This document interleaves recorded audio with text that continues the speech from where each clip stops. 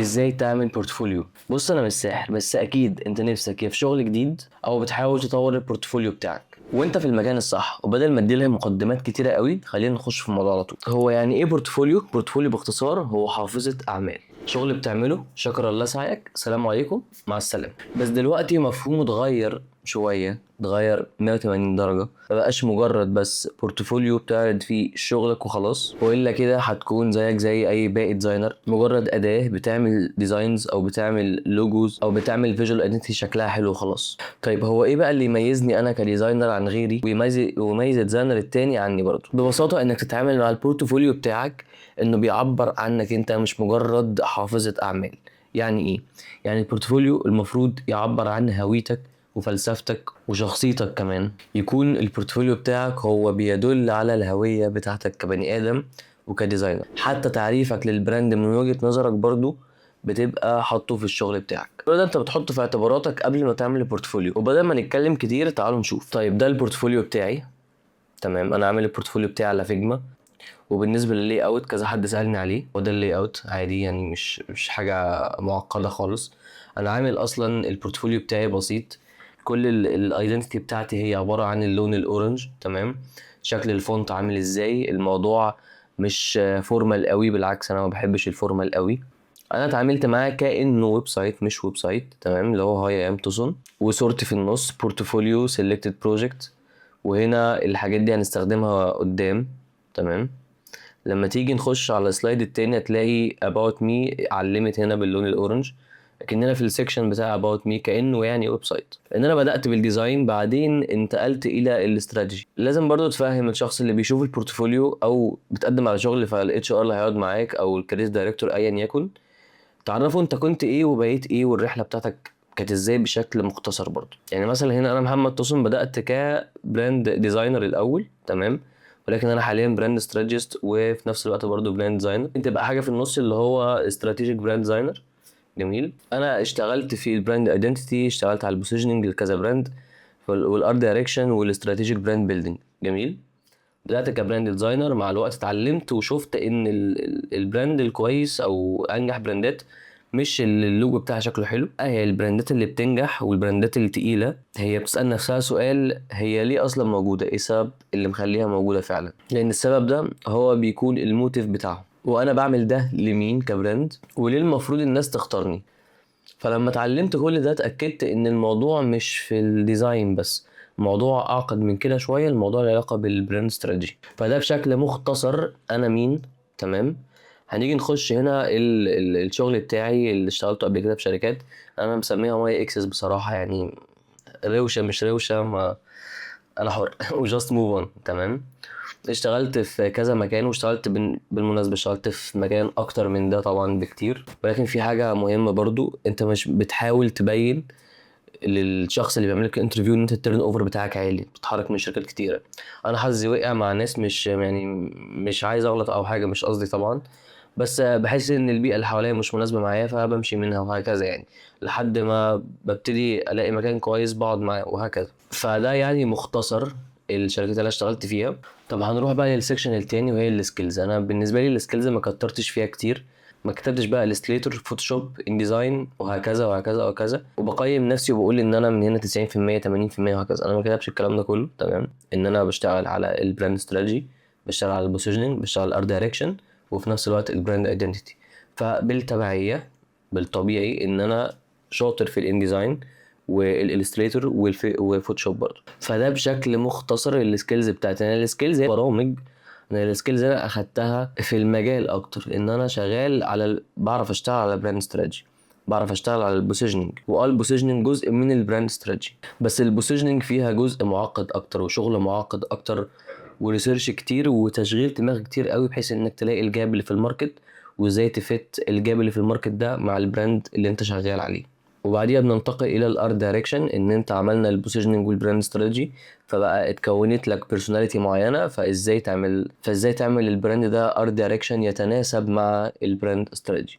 ورابع حاجه بقى وهي الاكسكيوشن او التنفيذ للبراند ايدنتيتي او الفيجوال ايدنتيتي، تبقى متناسبه مع الارت دايركشن اللي هي اوريدي متناسبه مع البراند استراتيجي. هنيجي هنا بقى الجزء الفلسفي او الفلسفه بتاعتك انت كشخص في المجال، ان good design doesn't sell. الديزاين اللي شكله حلو مش بيبيع، ولكن الكلير ثينكينج سيلز. يعني ايه؟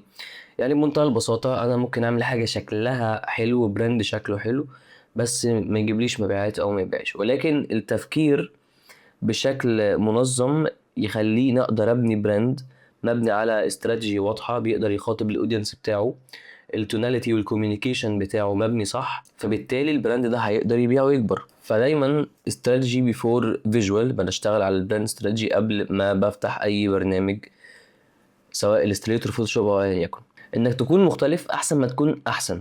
بمعنى ايه؟ او يعني عشان افهمكم اكتر برضو، انك تكون مختلف، انك تختار بوزيشننج لوحدك بتنافس نفسك فيه، احسن ما تخش ماركت مزدحم كلكم بتتنافسوا في نفس البوزيشننج، يعني بتحرقوا اسعار، كلكم بتحرقوا اسعار، فبالتالي الناس هتروح للارخص. لكن مثلا اتعامل بعقليه ريد بول. مثلا ريد بول لما دخلت الماركت لقت بيبسي وكوكا بيتنافسوا اول وتاني، فالمنافسه معاهم مزدحمه جدا، والناس ما بتفتكرش التالت والرابع والخامس، فاخدت نفسها بسيزنينج مختلف تماما، وهي جزء الانرجي درينك، فبالتالي هي ما بقتش احسن، هي بقت مختلفه، فجابت اودينس جديده. فهو ده بالظبط، ان انت تبقى مختلف افضل بكتير من انك تبقى احسن فيه، وفي نفس الوقت ان الوضوح تبقى براند واضح وليك رساله معينه وبتقولها بسهوله والاودينس بتاعك فاهمها، بيبقى احسن بكتير من التشتت، ومن ان انا ليا 100 رساله وتلاقيني في بيلبورد المسج بتاعتي عامله كده، بتلاقي في السوشيال ميديا المسج بتاعتي مختلفه، تلاقي في الويب سايت المسج بتاعتي شكلها التالت خالص. فبالتالي اللي بينظم ده هو البراند ستراتيجي. فهي دي العقليه بتاعتي انا كتصن، فبالتالي بحب اقولها في البورتفوليو بتاعي. وده لاين كده قبل ما نوريكم الشغل. مثلا I don't wanna talk too much، مش عايز اتكلم كتير. show don't tell، يعني شويه حاجات كده ايه بحب اهزر بيها، يعني ده جزء من شخصيتي. تمام. ومفيش صح وغلط في بورتفوليو، بس هو في حاجات ما ينفعش تشطح يعني قوي، ولكن انت اعمل بورتفوليو بيعبر عنك، لان في جزئيه مهمه جدا محدش واخد باله منها، ان في شركات بتشوف شغلك ممتاز جدا جدا، بس انت شخصيتك كبني ادم مش متناسبه مع البيئه اللي هم فيها، ودي حقيقه ومحدش هيقدر ينكرها، لان الشخصيات او الثقافات، يعني لما يبقى في شركه فيها ثقافات مختلفه ما بتبقاش احسن شويه من شركه الناس اللي فيها كلها من ثقافه واحده، فمتفاهمين. في حاجات جوه الشركات قوي بتبقى موجوده يعني، فعشان تتجنب ده ان انت بتحاول تبين شخصيتك في البورتفوليو بتاعك كده. ده بقى سيبريتور سلايدر كده اللي هو بيقول لك انت هتخش على ايه. selected projects، مثلا انا بختار التوب 5 بالنسبه لي اللي انا بحبهم. تمام. هنخش السلايد اللي بعديه على العملاء اللي اشتغلنا معاهم براندنج او باكجينج او ايا يكن، كل العملاء دول. ازاي بقى سعر شغلك؟ اختلفت الاراء، ودول اختلاف الاراء لبارة السلع، وكل واحد ليه طريقه معينه في شغله. انا بالنسبه لي انها كانت بتحصل معايا كتير، ان انا اعرض شغلي واوريه للشخص اللي بيعمل معايا انترفيو البورتفوليو، فيسالني على الكيس ستادي بتاعت البراند. فحبيت ان انا بعد كده لما اجي اعرض شغلي دلوقتي اعمله بشكل مبسط. يعني ايه؟ يعني انا هحط اسم البراند هنا، ده ريجل موتورز. تمام. الدوله كان في الامارات، والكاتيجوري بتاعه كان كار سيرفيس. جميل. السلايد التاني انا عملت ايه في البراند ده؟ اشتغلت له براند استراتيجي وبوزيشننج وفيجوال ايدنتيتي وبراند جايد لاين. تمام. بشكل مبسط كبريف بنشرح البراند ده بيعمل ايه وبيخاطب مين، وكان الشغل معاه عامل ازاي. حتى انا اخترت ان هم اختاروا كونسبت 2 مثلا في الدايركشن ده، كان اللي هو الربط بين حرف الار والام. انا بشكل مبسط شرحت البراند ده الكاتيجوري بتاعه، ايه المشكله اللي كان بيعاني منها، وايه الهدف اللي هو عاوزه، واحنا عملنا ايه عشان نوصله للهدف بتاعه. وبعديها بقى بتعرض سلايد او تو سلايدز مثلا بتعرض فيها ايه باقي الايدنتيتي. روتس كذلك برضو. روتس ده كان كافيه في ايجيبت، ايجيبت يعني او مصر يعني. تمام. احنا عملنا له ايه؟ روتس ده عملنا له براند ريفريش، فيجوال ايدنتيتي، باكجينج ديزاين، براند جايد لاين. هو كان جاي لنا بايدنتيتي ممكن ما تكونش بتخاطب الاودينس بتاعه، وبالنسبه للتوسعات اللي بيعملها فكان عايز يجدد، عايز يغير شكله شويه، فبالتالي هو كان عنده مشكله وكان عنده هدف معين، واحنا دخلنا حققنا الهدف ده عن طريق سيرفيس معينه وخدمات معينه وبطريقه تفكير وهكذا. تمام. بعديها بتعرض كام سلايد تاني. تمام. ومعايا تاكس دي براندات برضو، وبلادج ديفلوبمنت ده ريل استيت مطور عقاري في القاهره في اكتوبر. انا اشتغلت له ايه بالظبط؟ اشتغلت له براند استراتيجي وارت دايركشن. ده كان قريب، ده من امتع البراندات اللي اشتغلت عليها كبراند استراتيجي وكتفكير، والقعده مع التيم نفسه كمان، تيم بليدج نفسه كانوا متعاونين جدا. فبروجكت بصراحه انا متحمس له ان انا انزل له كيس ستادي. وهنا كبراند مسج بقى وتاج لاين وسلوجن والبراند مسج، الحاجات دي كلها كانت بتنعكس على الهويه وهكذا. فرس طبعا اكيد شفته كتير عندي. ارك ده براند فرنتشر في السعوديه واخد فيتشر على بيهانس. فيفيان ده براند عراقي، ده اشتغلنا له ارت دايركشن واشتغلنا له باكجينج ديزاين. ده براند سكين كير يعني. تمام. البراند ده كان حاسس ان هو ما عندوش هويه او ارت دايركشن قوي، كان مجرد برودكت شكلها حلو، فكان عايز يعمل دايركشن للبراند بتاعه بما يتناسب مع التارجت اودينس بتاعه. فابتدينا بعد ما اشتغلنا على الارت دايركشن واشتغلنا على الباكجينج ديزاين، ابتدينا نعمل له الكلام ده بشكل موك ابس او بشكل اي اي، بحيث ان هو يشوفها. الحاجات دي كمود بورد مش تنفيذيه، الحاجات دي ما نزلتش عنده، هو راح عمل فوتوشوت الموضوع ده، بس ده ما بينزلش عنده. دي الحاجات دي احنا عاملينها بالاي اي، بنديله بس مثال ان هو ده الدايركشن بتاعك اللي ممكن تستخدمه للبراند بتاعك. بعديها عساف، ده براند في السعوديه يعني من اشهر البراندات اللي في السعوديه للعطور. عساف اشتغلت له باكجينج ديزاين لاكتر من علبه يعني. كانوا عايزين يتكلموا على المنتج البرفان نفسه اللي جوه ده مكون من 1 2 3، انا عايز ابين ده في العلبه نفسها او في الباكج نفسه. وعطور عساف مكونه من حاجات طبيعيه، داخل فيها الخشب، داخل فيها العود، داخل فيها حاجات كتيره قوي. فقلت ان انا هستخدم التكتشر او الباترن بتاع شكل الخشب